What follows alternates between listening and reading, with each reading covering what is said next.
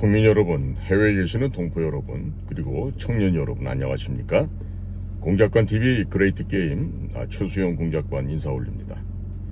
지금 박지원의 구속 수사가 지금 임박해 있고, 언론에서도 박지원에 대한 소환이 초일기를 하고 있다라고 지금 계속 보도가 나오고 있습니다. 아울러서 서훈에 대한 구속에 탄력을 받은 검찰은 서해 공무원 피살에 대한 보다 더 구체적이고 본격적인 수사를 할 것으로 보여지는데요. 이 서해안에서 억울하게 돌아가신 우리 해수부 공무원 이 선생님의 사건뿐만 아니라 북한에서 탈출해서 일본으로 망명을 시도하다가 우리 한국 해군에 의해서 포획되고 납치가 돼서 다시 북한으로 강제 압송된 일본과 한국 사이에 대화태어장에서 벌어졌던 그 참극에도 우리 정확한 수사가 있기를 바람하지 않습니다.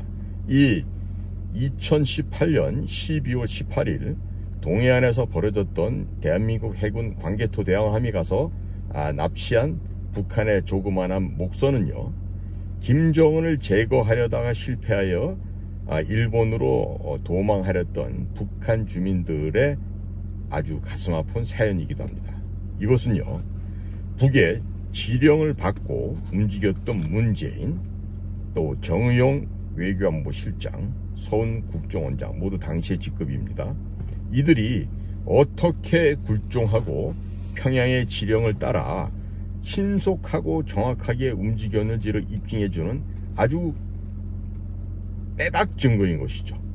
이 해군 광개토 대왕함이 일본 해까지 쫓아가서 북으로부터 탈출했던 목선을 납치하여 강제로 북송시킨 이 사건이야말로 서해안에서 피살당한 우리 해수부 공무원 사건, 그리고 탈출했던 북한의 청년들 둘을 다시 강제 북송시켰던 그 탈북어민 강제 북송과는 비교도 할 수 없을 만큼 크나큰 범죄 행위고 살인 행위인 것입니다. 여기에는요, 대한민국의 국가정보조직이었던 국가정보원의 서훈과 그 휘하에서 밥 빌어먹기 위해서 동조했던 자들의 공모한 것이 분명히 있습니다. 동시에 해군에도 이 청와대의 지시를 통해서 그날 그와 같이 비루한 짓을 한 해군 장교와 장성들이 있을 거예요. 이 자들 모조리 잡아내서 엄단을 처하고 법정에 세워서 형법 93조 여적죄로 처단해야 될 것입니다. 지금요, 언론에서도 이런 이야기가 나오고 있습니다. 서훈이가 구속이 되면서 점차적으로 서해 공무원 피격 사건 관련한 수사가 속도가 붙고 있다. 또 이와 관련한 핵심 피의자인 박지원도 조만간 소환 조사할 것이다, 이러한 관측을 하고 있는데요. 이 피의자는 피의자인데 제가 규정을 따로 좀 내려드릴게요. 분명 현행범인들입니다. 현행범이자 그것도 아주 인륜을 망각한 잡범들입니다. 잡범. 그러면 이와 같은 잡범들에 대해서는요, 어떠한 식의 국가적인 법의 형평성도 필요하지 않다고 저는 보고 있습니다. 왜 그러느냐? 이들은요, 그들이 점유하고 불법으로 차지하고 있던 그 직책 직위에서 직권남용을 했을 뿐만 아니라 허위 공문서를 작성하고 관련된 그 첩보를 갖다가 삭제하도록 강제로 지시를 하는 등 차마 국가기관의 공직자로서는 해서는 안 될 일을 했던 그런 자들이기 때문인 것이죠. 자, 해수부 이 선생이 실종됐던 건요, 2020년 9월 22일 오후 시간이 되겠습니다. 이때는요, 박지원이가 국정원장으로 취임한 이후가 되겠고, 서훈은 청와대의 외교안보실장으로 자리를 옮긴 그 시기가 되겠습니다. 당시 국정원은요, 이 특수첩보를 통해서 가장 먼저 이 관련된 동향과 사실을 입수를 한 바가 있었습니다. 그리고 해수부 이 선생님은 당일 저녁에 북한군이 쏜 총알에 맞아서 이미 숨을 거두었고 그 이 선생의 시신은 해상에서 불태워졌던 것입니다. 자, 밤 일찍이 퇴근했던 서훈은 밤 10시쯤 넘어서야 이러한 사실을 그제서야 인지하고 긴급 회의를 소집하게 되죠. 따라서 국가안보실은 이튿날인 2020년 9월 23일 01시 관계장관 회의를 소집했다고 합니다. 자, 이때 박지원 역시 이 피살 직후 열린 관계장관 회의에 참석했던 사람 중에 한 사람인 거죠. 물론 여기는 대통령실에 노영민이도 포함되어 있는 것으로 알려지고 있습니다. 자, 이후에 이들은요, 국정원에서 완성시켰던 그 문건 수십 건을 무단으로 삭제한 혐의가 있었습니다. 이건 분명한 사실이고요. 이러한 혐의 때문에 지난 7월 달에 박지원은 국정원으로부터 고발을 당했던 것이죠. 자, 지금 검찰에서 상당 부분 중요한 자료를 파악하고 있겠지만요, 서훈의 구속은요, 이 서해안 이 해수부 공무원 피살 사건에 국한돼서는 절대로 안 됩니다.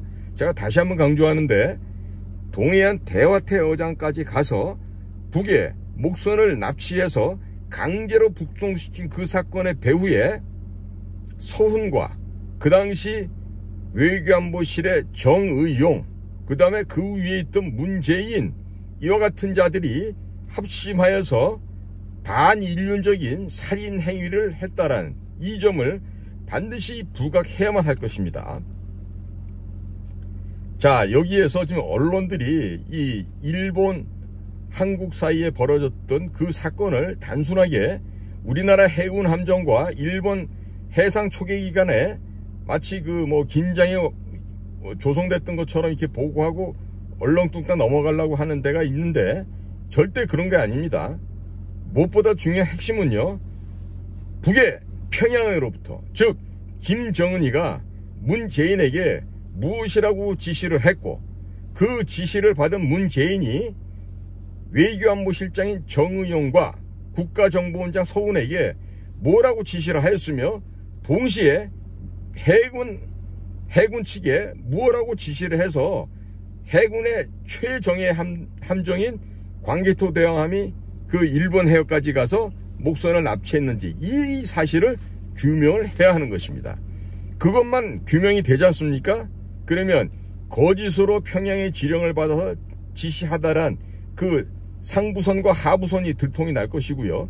그 거짓된 지시를 받은 해군 장교와 해군 장성들이 어떻게 그런 무모한 짓을 감행했는지도 명명백백하게 드러날 것입니다. 그러면 이런 과정을 통해서 대한민국 정부와 대한민국의 정보기관과 대한민국의 군대가 해서는 안 될 일이 어떻게 진행되고 어떻게 정말 악마보다 더한 짓을 했는지가 다 드러날 수 있습니다.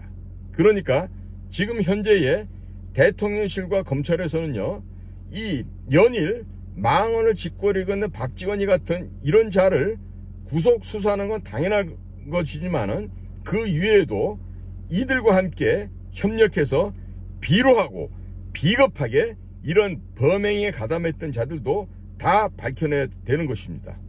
이것을 못하면요, 이 대한민국의 국가 정상화가 될 수가 없습니다. 따라서 본인은 국가정보기관에서 오랜 세월 근무했던 전문 정보요원이며 또한 대북 공작관으로서 한 그 모든 저의 총체적인 삶을 바탕으로 했을 때 이와 같은 일은 도무지 우리 정보기관에서 할 수가 없는 일이고 또 해서도 안 되는 일이라는 것을 국민 여러분들 앞에 명백하게 밝히는 바입니다.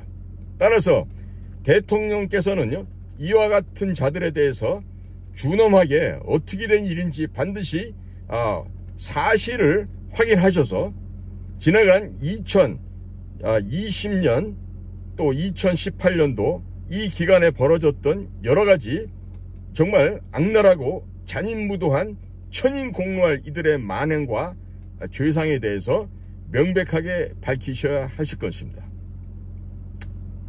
제가요, 연이어서 국가의 정보기관을 어떻게 훼손시키고 파괴시켰는지, 저들의 국가정보중추기관을 파괴시켜 나가는 과정을 실제 사례를 들어서 이어서 계속해서 설명을 드리도록 하겠습니다. 오늘도 저희 방송을 경청해 주시는 모든 국민 여러분, 해외 동포 여러분, 그리고 청소년 여러분들께 감사를 드립니다. 다들 건강하시고 위대한 대한민국을 다시 재건하는데 다 같이 동참해 주십시오. 경청해 주셔서 감사합니다.